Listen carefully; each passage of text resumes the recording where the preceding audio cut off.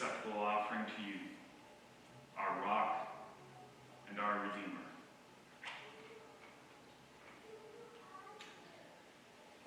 So, as we know, ministry wasn't my first career.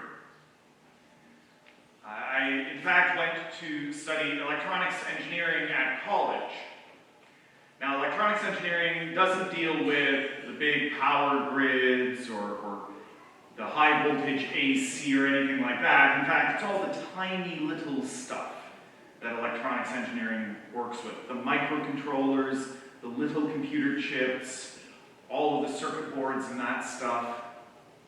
I wanted to study it because I wanted to build something like C-3PO or R2-D2. Gotta have a reason, right? Gotta have a dream.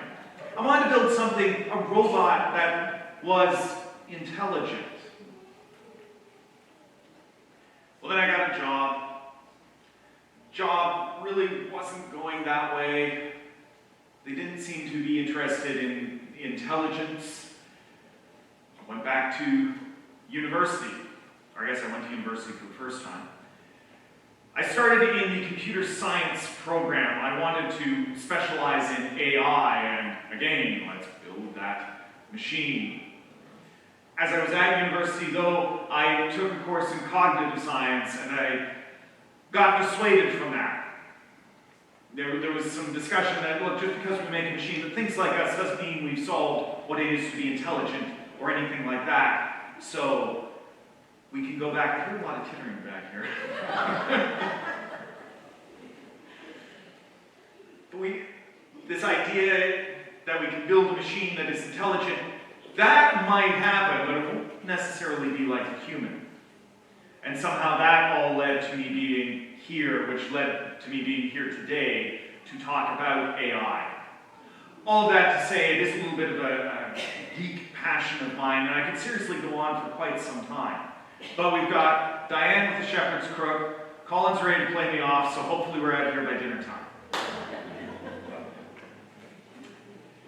AI is certainly a hot button topic nowadays, though. And it's certainly something that's really taking over. And it's not like it came out of nowhere. We've heard about it for a while, but now it's getting bigger and bigger with things like ChatGPT, with OpenAI, and now we're kind of wondering what to do. And we might wonder if that dusty old book there has any help for us. And I think it might. But to start, we got to go all the way back to the beginning. All the way back to those first days in the garden. God created Adam out of the dust, breathed life into him, said, look after this garden. And Adam says, I can't do it on my own. God says, okay, fine. I'll give you a helper. Creates all of these animals and birds and fish. And Adam says, they're all nice, God, but they're not going to be able to help me. God sends Adam into a deep sleep. And out of Adam's side, we usually think the rib, but Genesis doesn't actually say rib, it just says out of Adam's side. God builds Eve. The word that's used, the Hebrew word, has that connotation of building. Now that's really important for later on, so remember that. Sure enough, as time goes on, both Adam and Eve are tempted by the serpent. They eat the forbidden fruit, the fruit of the knowledge of good and evil. They seem to think that they can figure it out without God. They can go on their own. They don't need God. The fruit will give them the knowledge they need.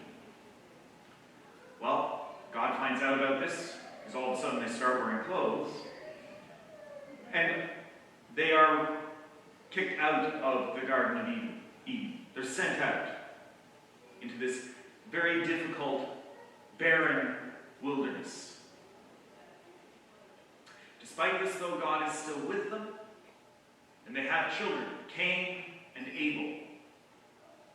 Abel offers sacrifices to God, which God accepts. Cain offers sacrifices to God, which aren't accepted, and we don't really know why. All we know is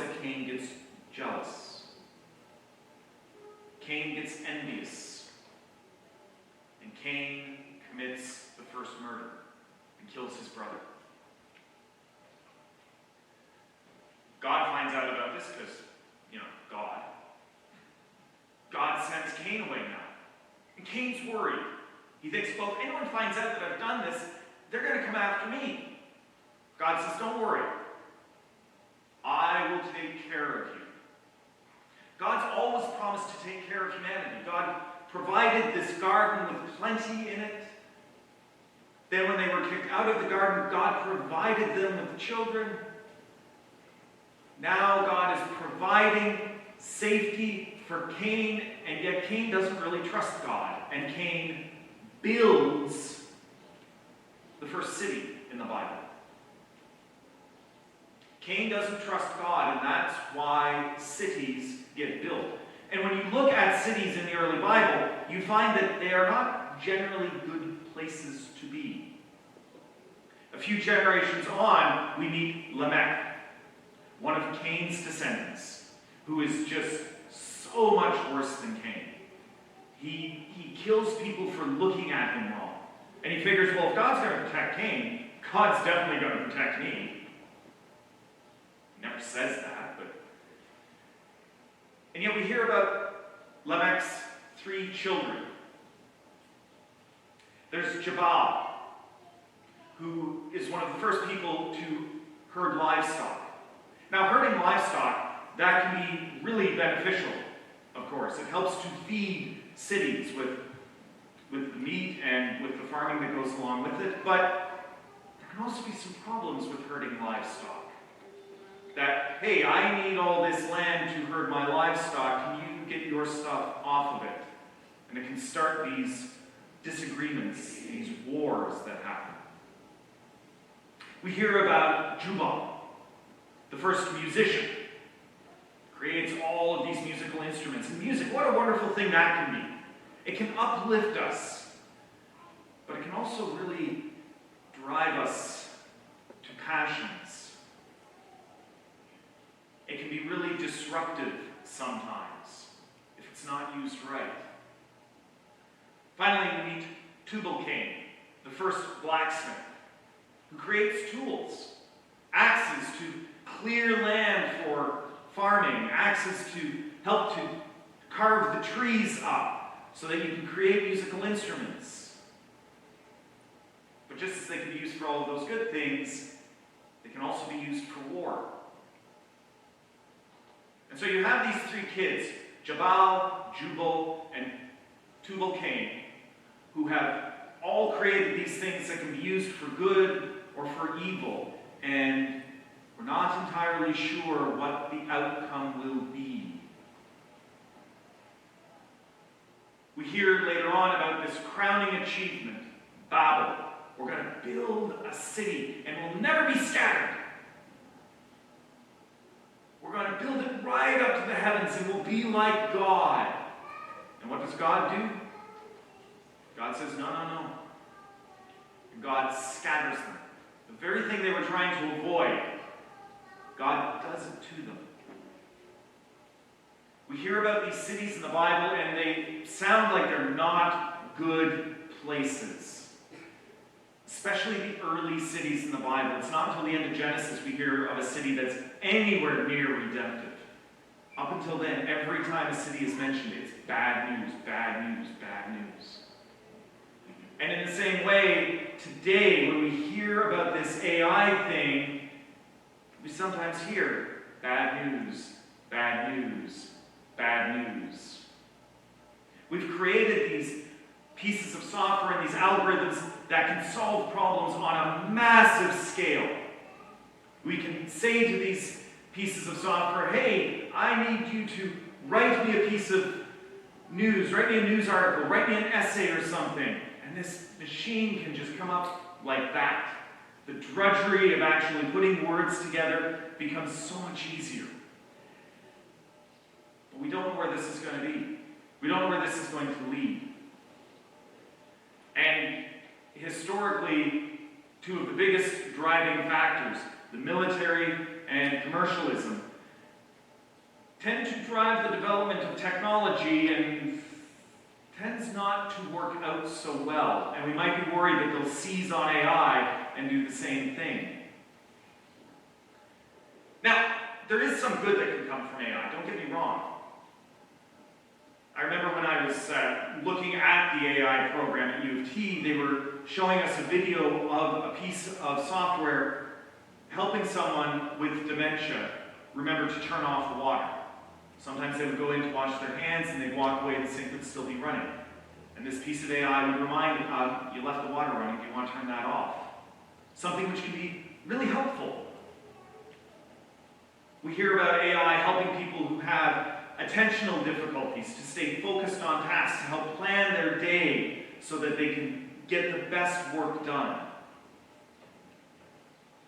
And I wait for the day where maybe we might have intelligent routing of traffic.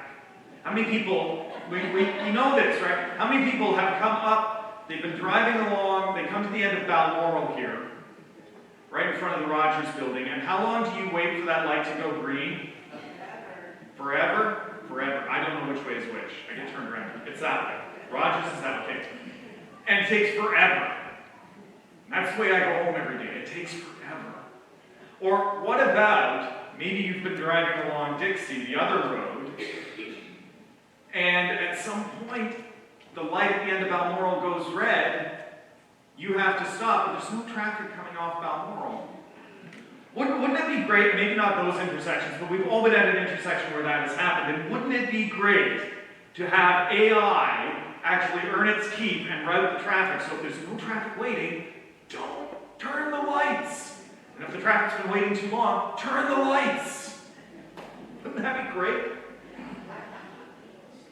So there's this promise in AI, but there's also this danger, and we don't know which way it's going to go. And of course, we hear about AI coming for our jobs, especially those of us who write creative stuff every week.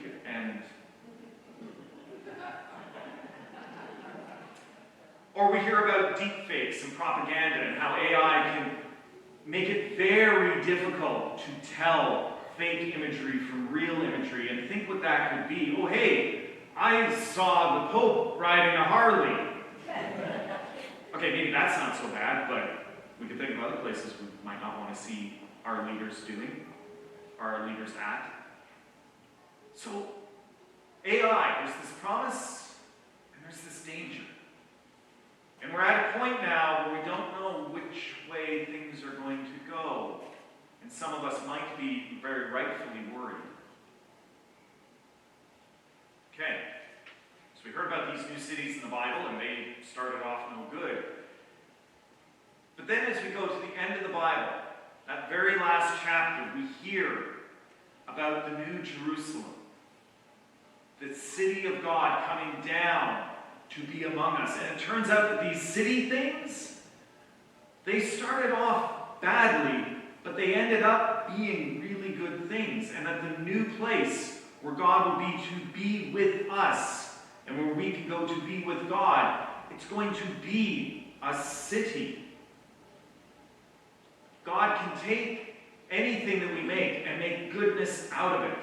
And this city is not going to be like Cain's city, where there was fear and scarcity. It will be a city of abundance and generosity and love. God takes what we've done and makes beautiful things out of it. Think about the resurrection of Jesus. That Jesus had died, he was buried, and then he came back to see his followers. He was alive again.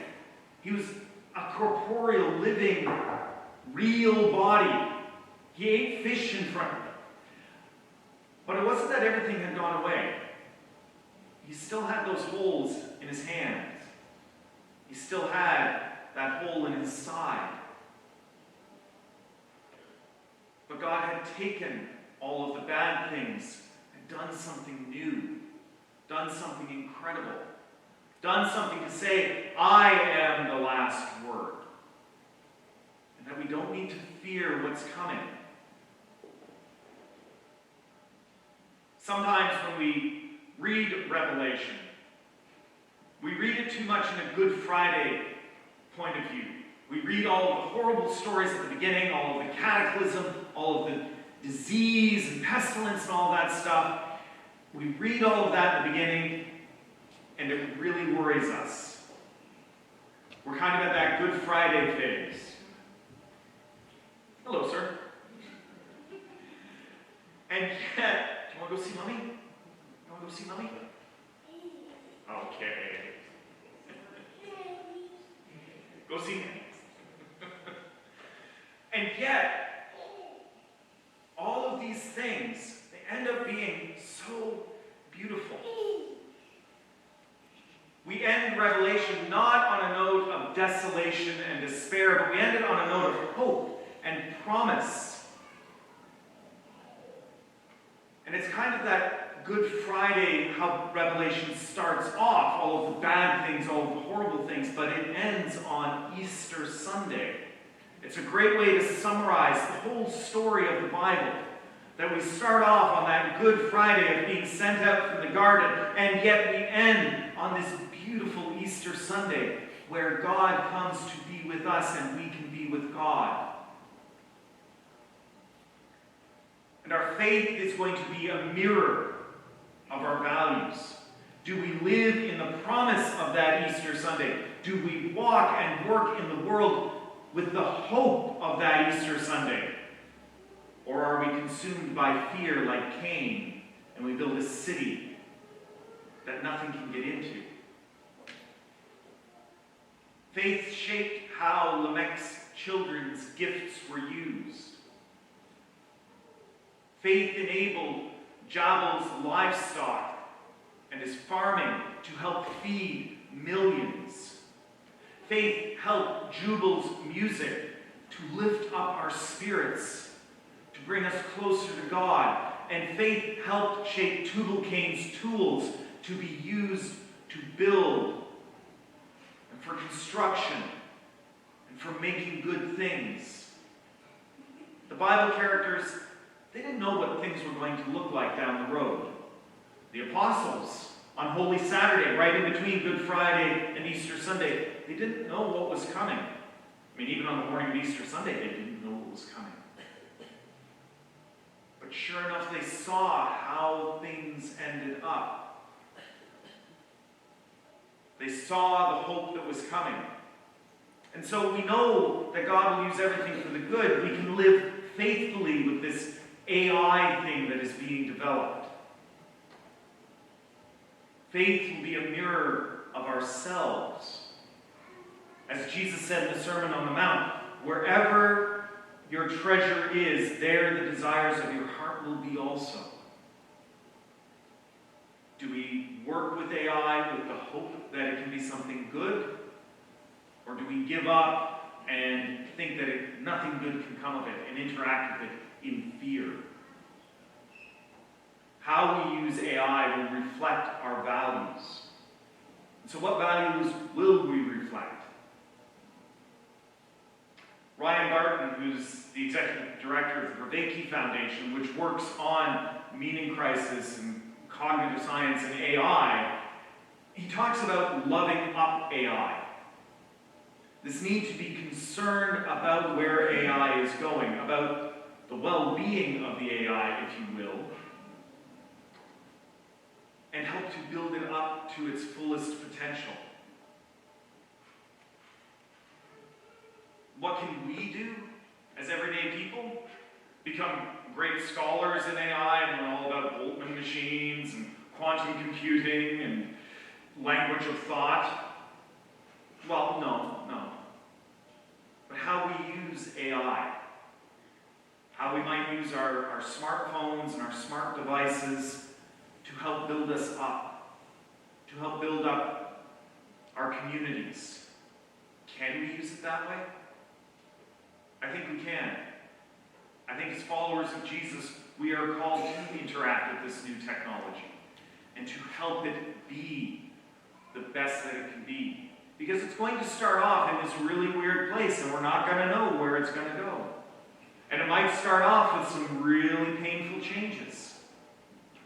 But we can interact with hope we can interact with the sure faith that God is able to do something incredible with AI. God is able to change our lives and make the world such a better place. We can live with the hope that that will happen. And as for people who are in creative jobs, well, we can use it. We don't rely on it. And as we build it more and more, as we use it more and more, we can be assured that we are building up something beautiful for God, and we can... 404 file not found. What? Let's pray.